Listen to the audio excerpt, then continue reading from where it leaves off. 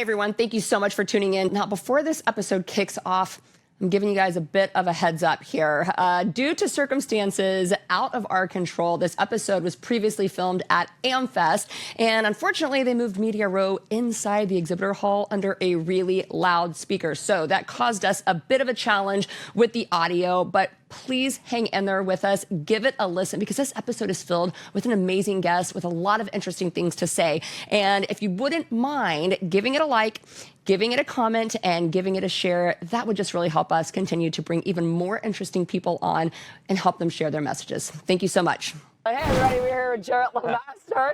He is an actor, writer, producer. Yeah, like everybody else. Not like everybody else. Well, definitely not. Not everybody gets to do such cool movies. No, that's true, actually. And yeah. Things that you're doing in the industry. Yeah, like how long have you been doing that? So my story is I was an actor for about 5 years, and then God called me to the ministry for like 15. And then, so I did that. And then I asked Usually, isn't it like the reverse? Yeah, totally. Well, it is now. Maybe, yeah. So what happened was I felt like it was all meaningless, and I'm like, I got to do ministry. And then I did 15 years of ministry, and at the end I was like, Lord, I want to be acting again. And so he like opened the door. Babylon Bee happened to be like 5 minutes from my house. And I had no idea. And so I'm like, Lord, I'd like to work for the Babylon Bee if that's possible. And so he's like, sure, Jarrett. And so he sent me the bee. And now I work at the Babylon Bee, and I'm the producer of all the sketch comedy there. Did you do the Californians? I produced that. The Texans? Yeah. Oh, that was so And I was the character in it. I played... It was the next door neighbor. I was the guy that went to his house, the barbecue. Okay. But you know, Siaka was in that, who's right there, and then Chandler, our good friend Chandler, was in it, and they just killed it. You guys look like you're just having a day, like so much fun. That's what I love when I'm watching something, and I could just tell everyone is having so much fun. Oh, it's not even a day's worth of. It's not even a day's work. It's just having fun with your buddies, and that's what you guys look like you're doing. You know, it's fun, and it's weird because at the end of those days, I'm exhausted. Are you? Like, yes, I'm totally exhausted. So it seems like fun. Yeah. But for some reason, it's like really tiring. Like I'm walking around here, like interviewing everybody, like hanging out, like doing nice interviews. I'm having a great time. I'm not even tired. I don't know. It's just weird. That tires me out for some reason. Anyway. I think it's like probably all the mental energy that you're putting into like the ridiculousness of some of the concepts that you're doing. Well, I think comedy, which is funny because I'm doing this. I'm actually here promoting. What are you here for? A movie called Homestead. Okay. And it's fantastic. It's a great movie, and it's a very serious role. And I'm so used to comedy. But comedy's actually more difficult because you have you have to be word perfect. Yeah. You have to make sure that you build up to the joke. You have to have the right timing. It's very difficult to do. Yeah. And I feel like drama, you just have to find the emotion. You know, you got to be word perfect, but like find the emotion, say it. You know, breathe a little. It's a lot more relaxed. You're just making it sound like it's really easy. It's really not that easy. It's not easy. It's really not. No. Yeah, no, I cringe. My husband did a movie. I was in one scene, and I realized very quickly I am not an actress. I am a host. I am a TV host. Let me just do my thing and you said You cut the word host off there at the beginning. I'm not sure. I don't know if you noticed that. Did I? Yeah, I was like, I can't do this. I cringe. I was like, that is so not for me. Who's your husband and what movie did? Oh, no. He will absolutely kill me if I mention it. It's like his private share. Yeah, no, it is like he is not. I have one of those. Yeah. I have a couple movies that I hope nobody ever finds out about. Yeah, no, it was something They're just bad. They're not like bad. Yeah. They're just not good. Well, I want to talk about Homestead because something just popped up in my Instagram feed. Grant Stinchfield was promoting it. Oh, cool. And it caught my attention.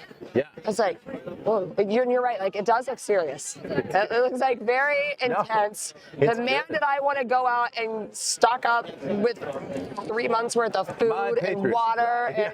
Holy cow. Like, tell us about the movie. Okay, so it's a nuclear bomb, a post-apocalypse. What happens next? Yeah. You know, and it's the people that are really going to survive are the people that are prepared. And that's what the whole movie talks. It's like basically centered around this group that like really prepared beforehand. There's all these military people, and there's this massive homestead, and it's fully functioning. But the crux of the movie, I think the philosophical question that's raised in the movie is how are we loving the people that are outside of those gates? Oh, wow. Like, 'cause it's like the refugees start showing up. And my character is the dude that did not win. And so my family is in total danger. We're running out of food. We're starving, and I have to find my way up to this place. And I'm pounding on the door, and I happen to know the guy that lives there. And I'm like, let us in, let us in. And they already have a structure in place. So like, we can't let you in. Sorry, but you don't know what's gonna happen. You know, I might get in, I might not. Whatever. I can't say it's going to be a television series and I don't die. So I. Oh, it's not a movie? So it's a movie. Okay. Then it's going to spin off into a television series immediately. Okay. Yeah. So it's going to be really interesting. It's very cool. So when does this movie come out? So the movie's out yesterday. Yeah. And it's in theaters all over the United States. You can go check it out. Yeah. It's really by good. Angel Studios, right? Angel Studios produced it. Ben Smallbone directed. Awesome. So you know who Ben is? Yeah. Yeah, he's fantastic. Yeah. And Well, Joel. I've been loving what Angel Studios is putting out. Like some really quality. One of the favorite things that I have for my children. I don't know if your kids have watched the Young David series. Young David. Do you watch Tuttle Twins? Great. Read the books. Haven't watched it yet. So I'm 3 characters in the Tuttle Oh my Twins. gosh! No way. Well, Okay. I love the Tuttle Twins. Okay. It's so good. My kids love it. It's very funny. It's almost like a Phineas and Ferb. Yeah. Well, It's very funny. we've been saying for a long time, if we're going to transform Hollywood, then we have to actually make content that is watchable and just as excellent as what they do in Hollywood. And I feel like Angel Studios is really dialing into that and perfecting. And it's same with Babylon Bee. I mean, you guys are putting out some like amazing content. So. Yeah, excellence in humor is like, that's interesting. But the quality, the production quality of Homestead is really good. Like the visuals are amazing. Those scenes with the nuclear bomb are just ridiculous. There's such beautiful landscape. Yeah. And then you've got these great actors in it. I mean, even if I do say it so myself. Well, like, there's all these really good actors like Neil McDonough, Bailey Chase, Don Olivieri. They're just incredible. Tom Lofton. There's some really amazing Talking about preparedness, is what the movie is about. How did you prepare for this movie? For the role? Yeah. Dude, I memorized the crap out of it. Yeah. It's like, no, honestly, it's like interesting. Everyone has their own acting process. Yeah. And kind of getting back into serious acting again was a challenge. Like, it was a challenge for me. Yeah. And so I had to like really work hard on the scene and stuff like that. And the crazy part was I was only supposed to be in 1 or like 3 scenes. Yeah. And so I kind of prepped for all those. I put everything into it because it's been 25 years that I haven't been in the industry, and I wanted so badly to do well. A couple months later, they call me. They're like, "Hey, Jarrett, we'd like to invite you back up here. We're going to develop your character and give you a whole backstory, and we're going to like have this whole scene, all these scenes that lead up to what happens. We really want to develop you out." And I was like, "You got to be kidding me!" So like, it was crazy. So I more. So anyway, it was like 10 minutes that in that first scene that like took 25 years to do. Yeah. Was this something though that spilled over, like the concepts, the themes of this movie? Did it spill over and impact your real life in any way? Totally. Are you a Christian? Yeah, I am. Okay, so am I. So here's what I realized. I was just like my character's name is Rick Baumgartner. I am Rick Baumgartner because I wasn't very valuable. You know what I mean? I was a sinner and I was broken, and I was pounding on the gates. Wow. And you know what I'm saying? Oh, now you're like, it's so deep, Jesus let me in. So like, if we can like. Oh, so you just gave Jesus well, you let never know. you in. You never know. You never know what's gonna happen. But like in Ephesians 3, it says this too. Like Ephesians 3 talks about how we were once outsiders, we were lost without hope in the world. We had no God, we had nothing in the world, and that in Christ now we have all this stuff. We're now the two peoples that were once separated are one. So like that's the other thing too. Like this meta narrative that's going on in my mind. I'm like, and that's talking about the Jews and the Christians, and that kind of is apropos for everything going on in the culture right now. Yeah. But anyway, so those are the things I learned about, and also I need to prepare more. I think that's the other thing. No kidding. Yeah. Like let's take it there because honestly, that's what when I watched that trailer or like the clips that they were playing, I was like, oh my gosh. I need are you going powder food? Are you doing like Patriot Supply type stuff? I mean, like what do you think about? I need to have more of this. What are you doing? Okay, there's an official company that is sponsoring Homestead. that I don't know what they Well, are. darn. But I do know My Patriot Supply does this. Okay. And I actually did buy from My Patriot Supply when I got home because I do commercials for them for the Babylon Bee. Okay, yeah. And so I'm like, My Patriot Supply, get yours today.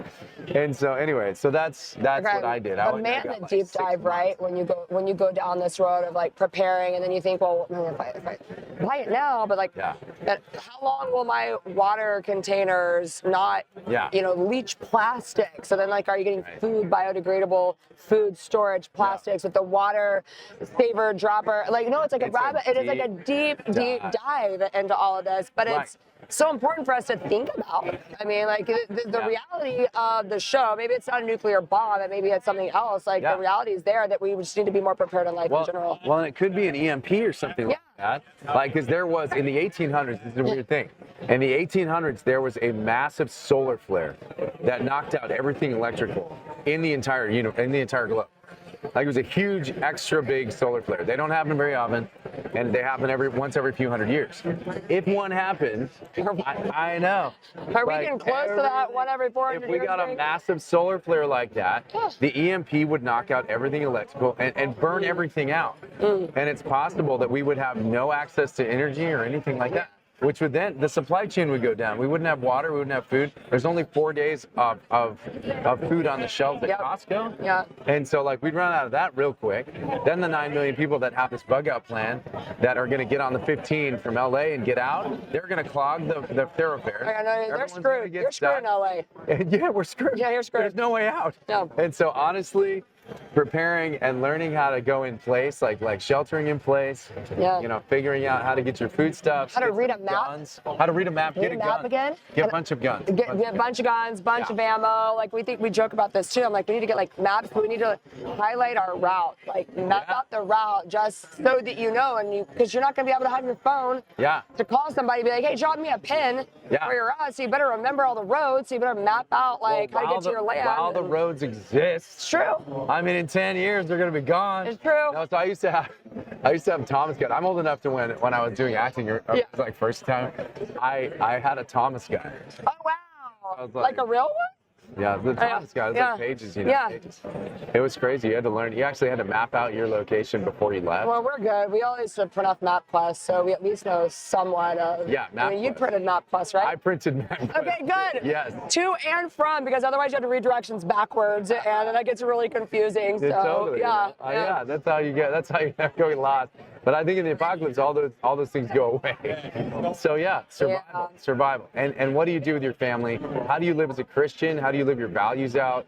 Like when everything's falling apart? Like, that's a big deal. Those are big questions. Those are big questions. Did you find any answers after this movie? Like, did you come to any conclusions on yourself, just in your personal life? In my personal life, it's weird because I'm always the kind of guy that I want more than anything to please God. So I don't know what that's going to look like, if it means I have to share my stuff or if it means that, whatever it means. I'm not a pacifist by any means, but I think that I want to please the Lord and I want to treat people like He would want me to treat them. If somebody's trying to hurt my family, like really hurt them, then I would definitely defend them. It would be me or them, But I think if it's like some person shows up at my door and they're like, we're out of food. I know. And it's like, okay, all right, like how do we figure this out? Yeah. I don't know if I could turn someone away, but it would be really interesting to. But that's what this whole show's about. These over and over, it's going to be that. It's going to be like, how do we handle this? Yeah. How do we handle this situation? How do we handle crime when people commit crimes? Like, are we going to take are we going to have capital punishment if somebody murders someone? Like, what are we going to do? Yeah. You know what I mean? Are you going to keep them alive in the prison and feed them? I mean, like, those serious. I don't have moral issues. Right. I don't have a government to take care of these issues for me. Yeah. And so it goes back to the Starks or whatever, and you got to swing the blade yourself. Yeah, you know that's not messing around on Game of Thrones. Like, what's gonna happen? Yeah. I don't know. So I'm very excited about it. Though. I think amazing. It's a great movie, and I want everyone to go see it. And so I hope they do. And the TV show is going to be really even cooler. When is the TV show coming out? So you can access the first 2 episodes, I think, now. Yeah. Like right after this, after the movie comes out. Excellent. And so you can go see those. And then we're going to start shooting the new episodes probably in a couple months. Okay, well, there you have it. So tell everybody where they can follow you. Yeah. And go follow all the other stuff that's going on with Homestead. Sounds great. So I'm on X. So if you go to Jarret_LeMaster, it's the one with the blue check. You can go on there. If you guys go see the movie, by the way, if you follow me, go see the movie. Take a photo in front of one of the posters at the movie theater. Because this is such a big deal for me. Like I'm so excited That's to dream great. come true. Yeah. Like show me that you guys went and watched it. That's one thing. Okay. You can follow me there. Also, go to the Babylon Bee, become a subscriber. You know what I Yes. mean? Like, get access to all the cool stuff that you can do there. There's all kinds of plans that are right for you. And then go watch Homestead. Okay, I am. It's on my list. I might watch it on the, Studio. if I can. Yeah. Oh, it's not online yet. I was gonna say I would love to watch it. There on may be a screener somewhere. Okay. I'm gonna check it out. I'm planning to home tomorrow. Yeah. So, yeah. Or you take your family too. So I come back and be like super prepared and tell my husband. Yeah, that's, all this stuff. here it is. Yeah. I've got a list. I got a That's list. right. I got my list. Yeah, that's So, right. yeah, well, I appreciate. Thank you for taking time to come and talk to us today. We Thank appreciate you. it. Yes, and everybody go follow them, check out the movie, and stay tuned for more interviews.